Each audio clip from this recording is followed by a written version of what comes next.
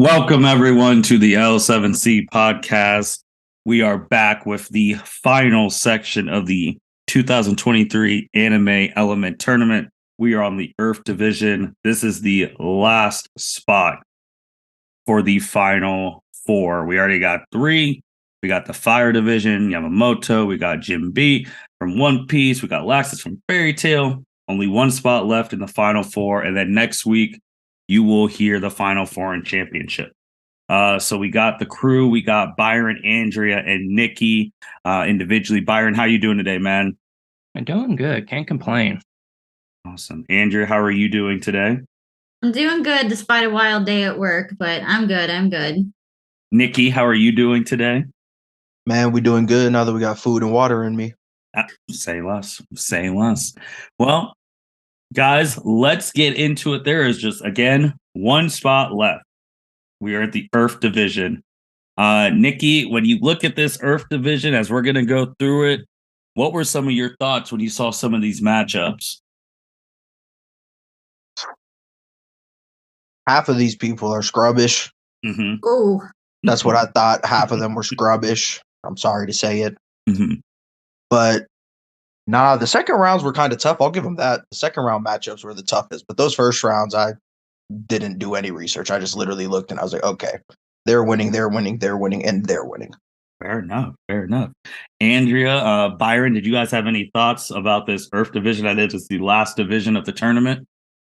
This was not as tough as the Lightning division. But like Niki said, like that second round, I'm still like don't know who I'm choosing.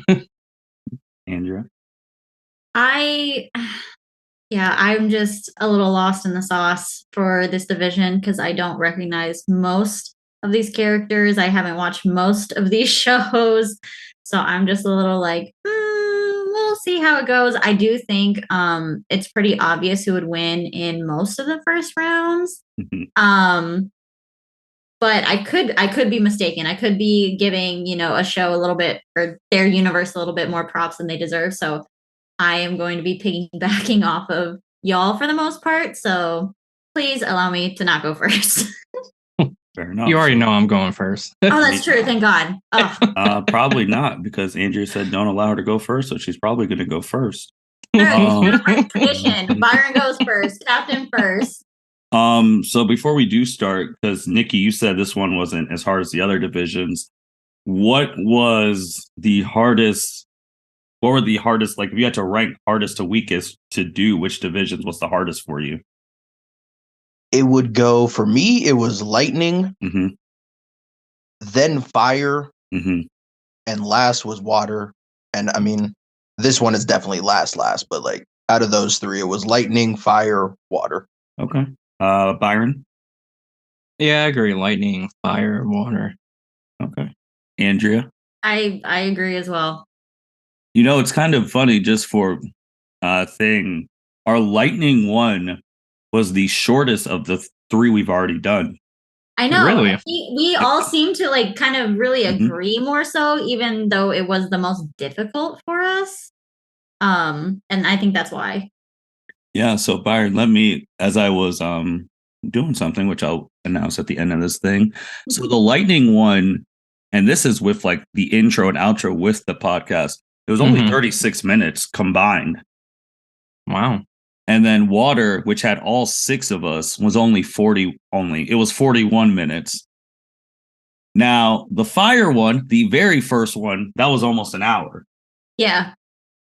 Interesting. Yeah. So we did go on some tangents on that one. I'm pretty sure we started sending shots. Yeah. We started sending shots at Sasuke. I'm pretty sure. Most likely. I think the other thing was, at least for me, since this is my first time actually being physically present for a March Madness, like getting used to the format. I think for Lightning, and y'all can disagree with me, I feel like we were more just bold-faced, like this is our choice. X and Y is Y, and boom. It was like, move on. Whereas the first one, I felt like, I know I was over-explaining basically all of my choices. So. Yeah, I do feel like the one that had the most debate per se was that Elite Eight. Sailor Mercury and Jim B. I feel like that was the most debated one. And then Niki came in with the debate of the century for his guy. Yep. Yeah. That's what swayed me because I definitely was probably going to pick Sailor Mercury. But then when Niki talked up Jinbei, I was like, you know what? I'm going to go with Jinbei. Yeah, I'm sorry. I was not letting Jinbei lose that one. I'm sorry. That was not happening. I had to ride. Disrespect for Niki would have been too great. That's what it's all about. That's what it's all about. But let's see. Let's go through it. We have the strongest earthbender in the Avatar world, Toph, versus Jirai of Fairy Tail. Byron, who do you got in this one? I think it comes down to hand-to-hand combat. I know Toph can basically bend earth, which Jura is a earth magic user. Mm-hmm. But if he is able to get close, I think it will come down to hand combat, and he's a master hand-to-hand combatant. And I don't think Toph can hang with him, so I'm picking Jura. Andrea? I'm also picking Jura against my soft spot for Toph. Toph is freaking amazing. Mm-hmm. She, like you said, is the greatest earthbender in the Avatar universe. She also invented metal bending. Mm-hmm. So I don't know if that would be a factor in this fight, because if she could bend metal, if she still had her space rock, weapon, that is, from what I understand, Jura wouldn't be able to really do anything with it because their magic is specific to Earth. But I mean, if Toph can bend metal when she's an earthbender, I'm sure maybe the limits of magic would extend out to metal as well. I'm not sure. But I do think, just in terms of scaling, unfortunately, our Avatar The Last Airbender characters are just a little, if not one league behind, maybe even two, depending on the matchup. Fair enough. Niki? Yeah, I gave it to my boy Jura. Mm-hmm. Like, yes, he uses earth magic, which Toph can obviously bend. Mm-hmm. But like Byron said, it comes down to hands. And as you guys have learned from the series of podcasts, if you haven't watched it, One Piece is all about hands. They fight every single episode. There's not an episode that goes by where you mean Fairy Tail? Fairy Tail? Yeah, Fairy Tail, Mm-hmm. yeah. I mean, One Piece is next in the next right. matchup. Yeah, but I have to give it to Jura. I just think he's too big body compared to her. Yeah, so objectively, I was going to give it to Jura, but because obviously he's going. But I do, since it's already been decided and my vote won't matter, I was just going to throw a vote to Toph, just because if we do it like real NCAA, no Avatar person made it out of the first round. Right. Yeah. Like if you're doing it like the whole real NCAA March Madness, when you look at whose universe is advanced, none of them have made it out the first round, and I haven't voted for any of them. So I was like, it's the last one. Jura should win, so I'm gonna just throw it there. But objectively, she would lose. I mean, Top would lose. So that's why I was like, but that's crazy. I was thinking of throwing my vote that way as well, but since there's only 4 of us here today, I'm glad I didn't, because then we would have ended up with a tie, and that's then we have to go into deliberate. But yeah, it's kind of crazy. I mean, Andrea, I think you love that world more than we do. Your thoughts on none of them not advancing to the second round? I think they were just bad matchups. I think the matchups were bad because honestly, I feel like I could make more of a argument of Toph beating somebody in the next oh my gosh, in the next battle. Is it Soul? Oh, she's terrible. Yeah, I feel she's smoking her. Yeah, so I think Toph had the best chance of advancing, but she got shitty matchups. Yeah. A shitty matchup. Yeah, I agree, because I think looking at that, Toph would beat Soul. She'd beat Risho. I think she beat Louis Armstrong too. Louis Armstrong, it's a good. I'm gonna be a little debatable, but I can see that. On the fire side, I truly do not. Besides maybe Mustang, I don't know who Zuko would beat. Right. Yeah. And then on the water side, besides Patty from Zatch Bell. Yeah, I was gonna say I could see Katara beating Patty. Right. It was just unfortunately their verse doesn't quite expand and compare to these other verses. Doesn't mean it's bad, it doesn't mean it's worse. Freaking love Avatar The Last Airbender with my whole heart. And I'm sad that none of them made it past the first round. Well, let's go to next match. Crocodile from One Piece versus Soul Marin from Black Clover. Niki, how do you see this fight going? Listen, I've got a lot of love for Black Clover. I think they do, outside of One Piece, they do the best like universe building. Like everyone gets love in that show. She is cannon fodder. She doesn't stand a chance against Crocodile. She's not touching Crocodile. Crocodile is smoking her.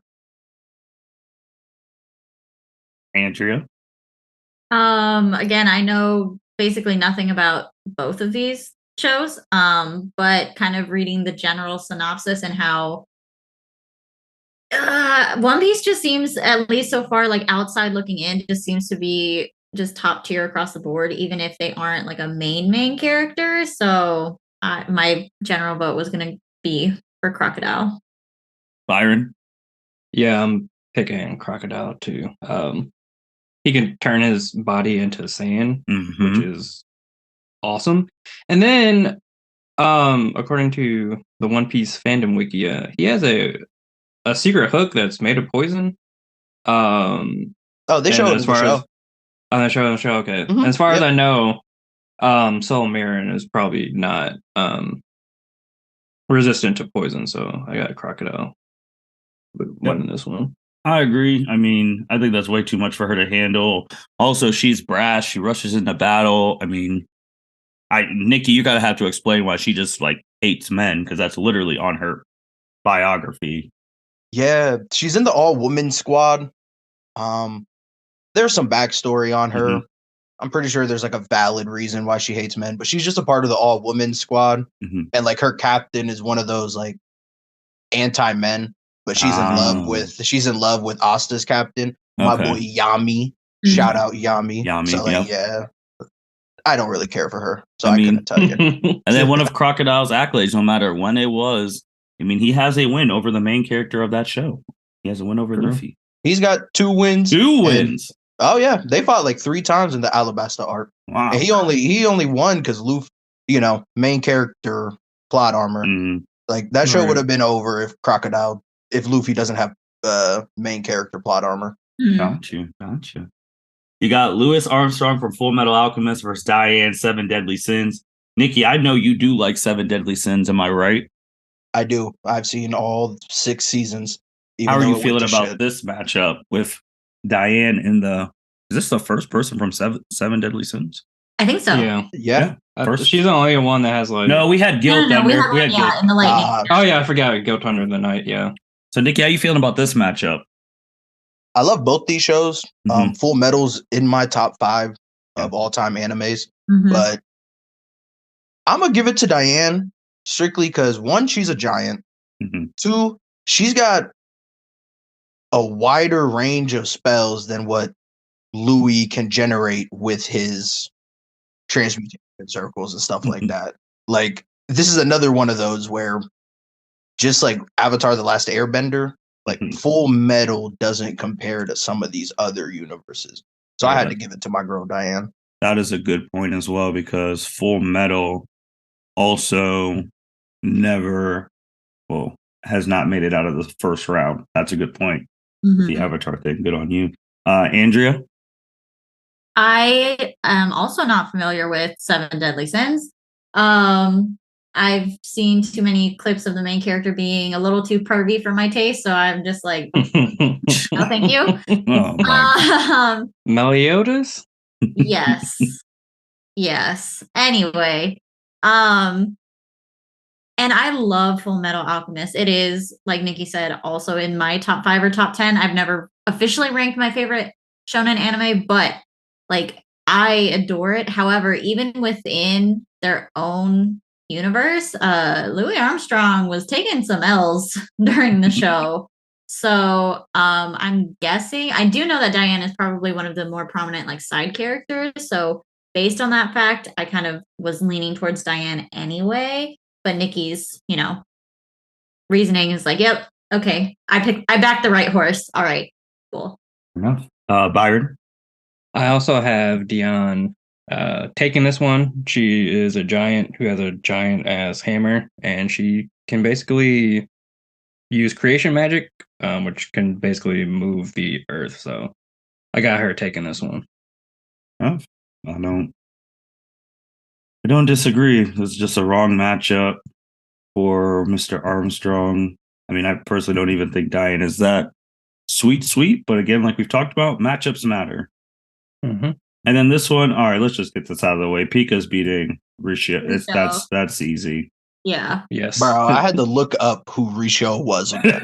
Same. As soon as I saw him, I said, all right. He's the same guy when they were fighting after they were getting screwed in that matchup too by that shitty ass owner of their team, and then Tagoro killed the owner. And then that's the one where Kuwabara was the last person. It's like, damn, he's about to lose. And then Hiei's sister pulled up, and then Kuwabara got all the strength and knocked his ass out the ring. And it was over. The power of love. Oh my gosh. Like he like we were looking at this thing, he might be the weakest person in this whole tournament. Oh, 100%. 100%. Like Katara's beating Risho. Zuko's probably beating Risho. Like, yeah. I guess the only arguments potentially you could argue about the people from Zatchbell, but yeah, he's the weakest person this turn. He's up there. All right, these ones get interesting. You got Jura from Fairy Tail versus Crocodile from One Piece. Byron, who you got in this one? This is the one I struggled the most with. I think I'm gonna have to go Crocodile because he has he can touch you with his right hand and just basically sap all the water out of you. And that feels a little too OP to me. Okay. Niki? This one was tough. Real tough. Like Jura is one of the 10 Wizard Saints, which is like the top, magic people in Fairy Tail. But Sir Crocodile, we're gonna put some respect. They do call him Sir Crocodile in the show too. Okay. Put some respect on him. I gotta give it to Crocodile on this one because he's got the sand fruit, which, like I've said for Ace and Anel, his body is pure sand. And he, like Ace, has got it to the point where he doesn't have to like see you or know you're even coming to activate his ability. Like he got slashed in the head by Don Quixote Doflamingo. We're gonna put respect on his name too. Got sliced in the head from behind, didn't see him, had no clue he was coming. He was still straight. I gotta give it to Crocodile on this one. All right. Andrea? I was also leaning towards Crocodile. I had a feeling, I don't know. Maybe it's just hands are more tangible to me than magic, so that was why I was leaning that way. But again, hearing Byron and Niki is like, okay, I'm comfortable going with what I picked. Yeah, I think with these things throughout, depending if your powers are just supremely stronger than everyone else, it's like a Yamamoto. But most of these like powers, it's like, all right, if we're even in our abilities, what's the differentiating factor? Like intelligence, speed, reflexes, hand-to-hand combat. Like when all the weapons and special magic don't work and we have to go face to face, who's winning that matchup? And I think Crocodile's a better fighter than Jura. Crocodile going. Man. Niki, you're this down here. These are all your people, man. Now you got Diane versus Pika. Who you got here? This one is the one I debated about the most because I really like both. Not that I care for Pika because he's a villain, but like Pika's abilities are OP. And so here's my thing. Diane can control Earth. So she can control the ground. Pika's ability is he controls stone. And he can control all the stone. Like in the Dressrosa arc, he becomes a giant, like way taller than Diane, way bigger. He basically just engulfed the island, becomes him. And then, not to mention, Pika has full body hockey. Mm-hmm. And in that show, for people that have used the full body hockey, it's only 2 that they've showed. He's got the tougher one than Virgo, who is also a part of the Don Quixote family, which is what Pika is. He's a part of that. He's their army leader. I have to get this one was tough. I went Pika because Diane don't really be doing much by herself. Like, if it's not King with her, it's always somebody else helping her in these fights. And like, yes, Diane can control the earth, but I don't think she's really doing much to Pika's hockey. Fair enough. It's looking like they had interesting on the height. When she's normal size, she's like 5'5", but she can get up all the way to 30 feet, which is crazy, but okay. But Niki brings up a good point of what are these characters doing in this one-on-one setting? If they're mostly a team player and they're outside of that setting, which I think that hindered the Sailor Girls because they do fight as a team mostly. Yes. So that's a good thing on Niki bringing that up. So going with Pika. Andrea, what do you... This is giant on giant. These are 2 big people. Well, the bigger they are, the harder they fall, I guess. And it sounds like Pika's putting Diane down. That's what it sounds like. Okay. Byron? I got Pika. Like Niki said, Diane is more part of a team, the 7 Deadly Sins, which is like one of the most powerful groups in 7 Deadly Sins. So I don't remember a time where she's fought one-on-one, and I know Pika probably has in One Piece. So I think his ability to fight one-on-one gives him the edge over Dion. Okay. Well, this is the last Elite 8. This is the last spot in the Final 4. This is the first time in the bracket we have 2 people from the same universe fighting for this Final 4 spot. Crocodile, Sir Crocodile, versus Pika, both from One Piece. Got to go to the One Piece expert, Niki. Who comes out on top in this match? Yes, sir. This one is a tough one because we technically haven't seen Crocodile use hockey in the show, but he has survived getting sliced by the number 1 swordsman in that show, which is Dracula Mihawk. He's the top swordsman. Zoro still isn't touching Dracula Mihawk, even at this point in the show. Wow. He used to beef with Shanks. Like, him and Shanks used to fight all the time. And that says something, because Shanks is basically like, he might as well be the top character in that show. If you've seen the new arc, you've seen what he did to somebody who was just fighting Kaido and Big Mom in the show. You see what he does. One-shots him. Oh, wow.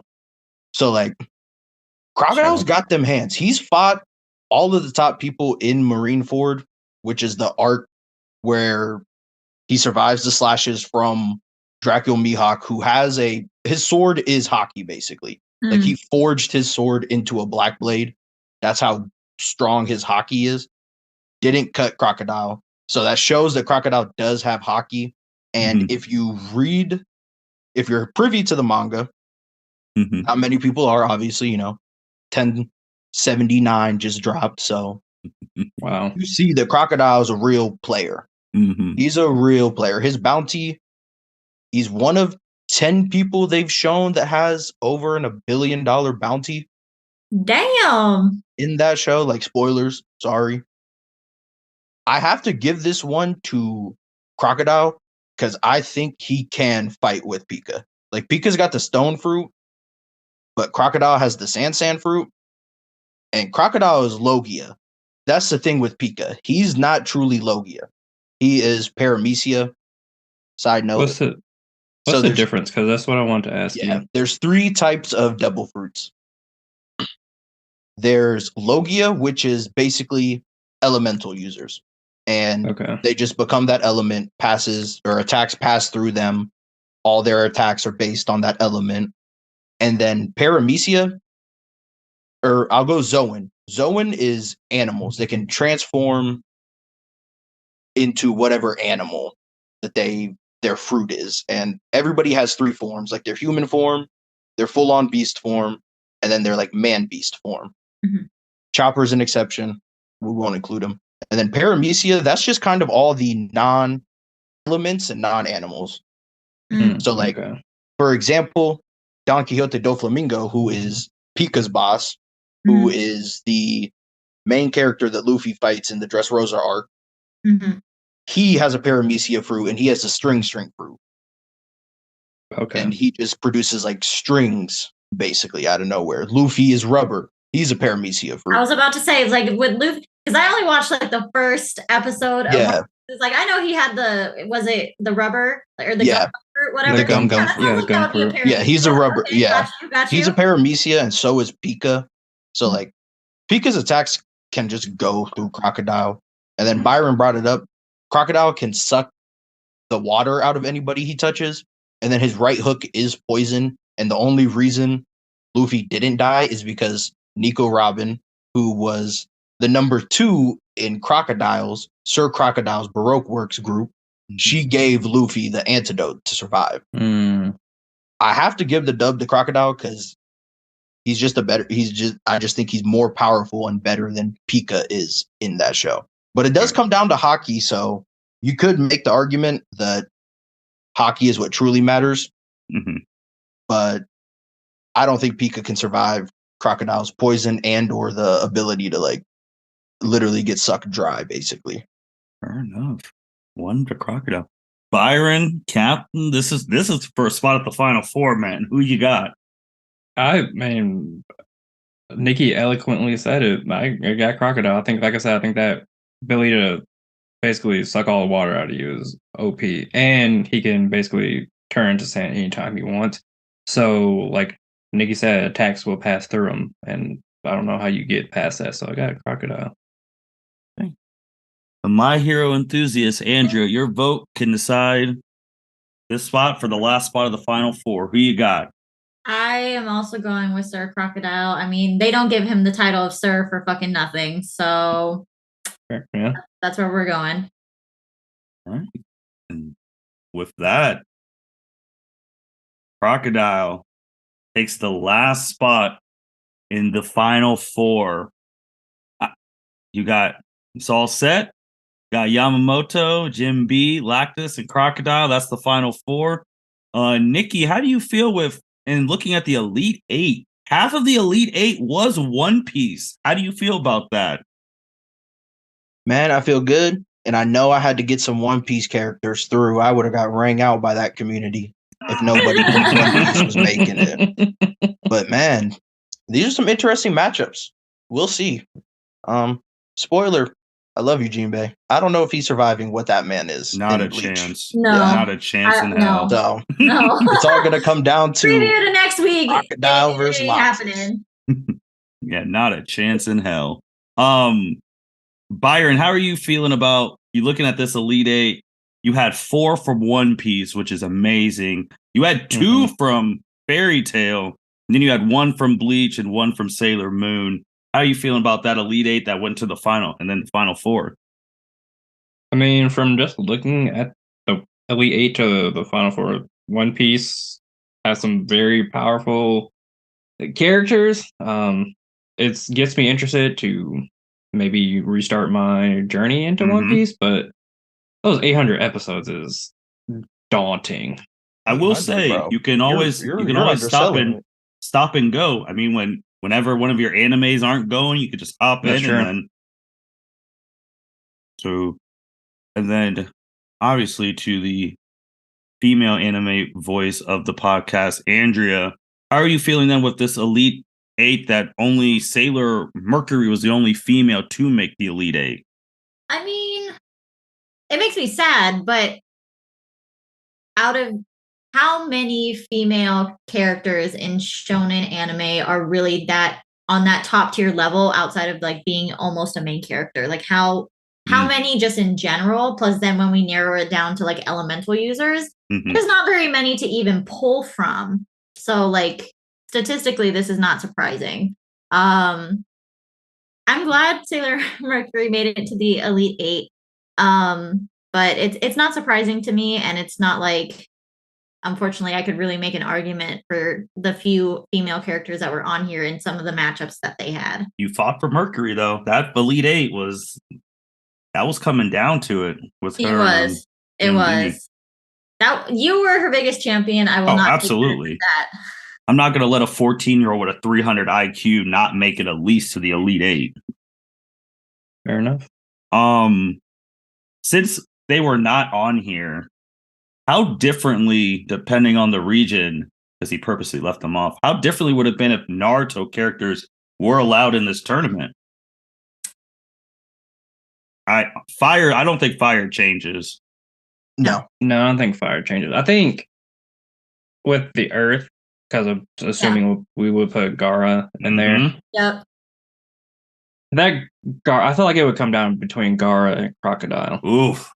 Ooh, that's a matchup. That would be a matchup, Sand versus Sand. But then here's the thing: I watched the death battle, and they had Gaara lose to Toph. Yeah, so it was like, I don't know. They gave her the metal bending, so like, okay. Well, that's what I was wondering. Is like, if we throw in metal bending, maybe. But I was also thinking for lightning, the that changes Raikage, a lot. The Raikage. I wonder, honestly, because we see Kakashi use a lot of earth. I was about to say earth bending. Oh my god, earth. Well, lightning is his affinity. Yes. Yeah. But he also has an earth affinity because we see him do like mud type stuff all the time. So I'm wondering which one we would have put him in, because that's the other reason I believe that, they were left out of this entire thing. Well, also in conjunction with the fact we have a whole separate thing talking about Naruto characters all of the time. But it would be hard to classify them in one particular spot because they all are capable of using different elemental types of ninjutsu, most of them. Yeah, that's true, because even like speaking with him or other like people like a Gaara, which Gaara, are we gonna do it before he loses Shikaku? Like he would have had a whole tail. Like, are we giving like the full power Kakashi that he's walking around here with lightning blading Susanos? That's true. Yeah, that's the thing with Naruto is everybody has like multiple abilities. There's their chakras, whatever bullshit they have, eyes, or they have an animal in them. Because like I got one. Water Mizukage. I mean, Mizukage could have made some noise. I was gonna put fuck the Mizukage. I was gonna put a Lord Second in there. Oh, the second Hokage. I'm thinking about he's the greatest water user. Yeah, I'm thinking about people who are alive. That's He'd be a good one in water. I'd put Kakashi in lightning, just because that's his main thing. Fire changes nothing. Earth would be interesting with Gaara, but like you said, if we're not giving him Shikaku, I don't know how much the Gaara's gonna do. Sure. Yeah, that's true. And I know Byron's a big Gaara fan. So I do love me some Gaara. An interesting matchup I just thought of though: Jinbei versus Kisame. Oh, I was thinking about that. As soon as you guys said that he was kind of like, I don't know if he was another shark man or another fish dude, and I was like, that sounds like the Kisame of One Piece. Man. I think that'd be a very interesting Niki, how would matchup. you feel about that matchup? Oh, that would be a matchup. Because then it's coming down to Jinbei's haki versus Kisame's sword. And here's the thing.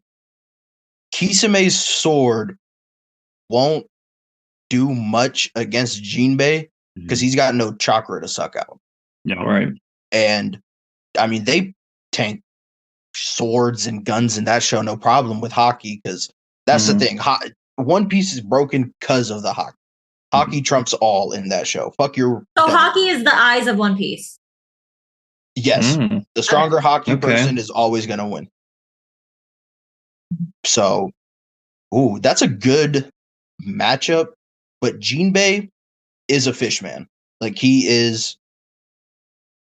he's got gills. He can breathe on water and on land. So like Kisame's water attacks, like when he does that big globe against Guy, like that's not affecting Jinbei. Jinbei's swimming through that.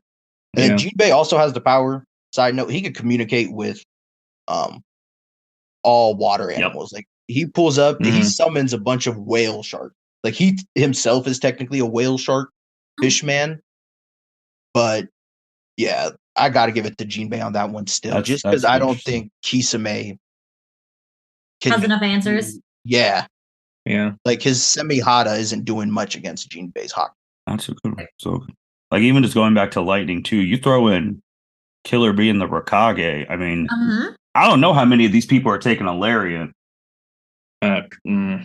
True. Yeah. The lightning's the most interesting one. If we throw Kakashi and especially A in there, A's doing some damage in that round. Yeah. I mean, he's dodging Amaterasu's and catching a Mangekyou Sharingan. Like he takes pain. He could take some pain. Yes, he cut his own arm off. Yeah. True. They wanted to fight still. Like, yeah.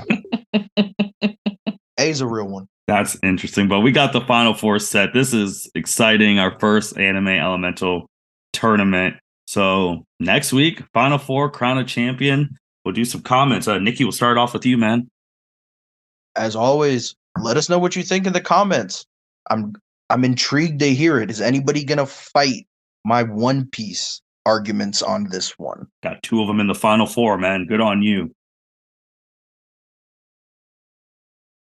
Ooh, Andrea. Thank you so much for listening to us.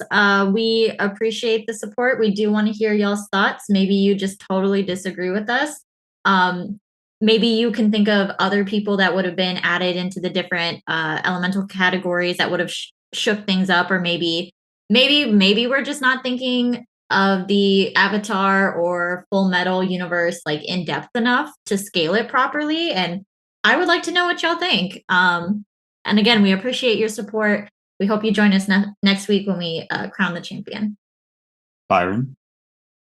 This was another fun episode of the Anime March Madness. Definitely looking forward to that Final Four. I kind of know who I'm leaning towards, but I definitely want to do some more research just to make sure it's the right person that wins.